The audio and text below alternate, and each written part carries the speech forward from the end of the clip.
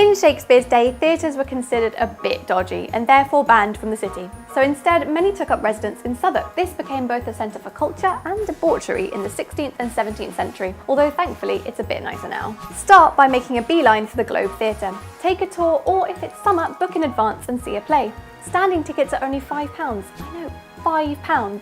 Though obviously you will be standing, which might not be great for younger kids. A short walk from the Globe is the family-friendly Anchor Bankside, one of the oldest pubs in London.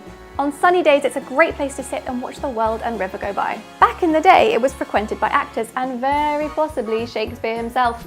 And rumour has it he lost a fiver here on the fruit machine, although it is just a rumour. Just around the corner is the site of the notorious Clink, a medieval prison that was here for 600 years and survived the Peasants' Revolt of 1381. Visitors are promised a glimpse of scandalous old Bankside, and if you like instruments of torture, you'll be in your element. Which is why we don't recommend it for very young or easily scared. Next door to the Clink is a replica of the Golden Hind, the ship belonging to the legendary Elizabethan sailor Sir Francis Drake. Not only do they do guided tours with reenactments, it's also available to book for birthday parties and sleepovers.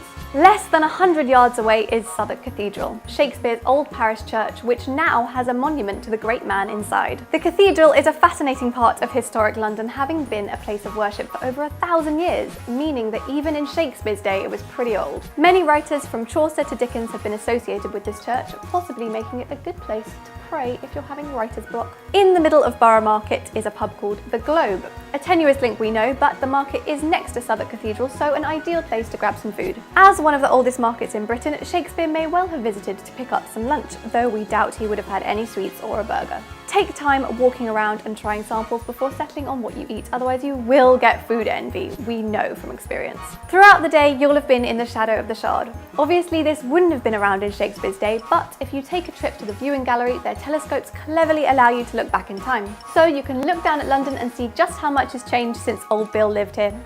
Have fun!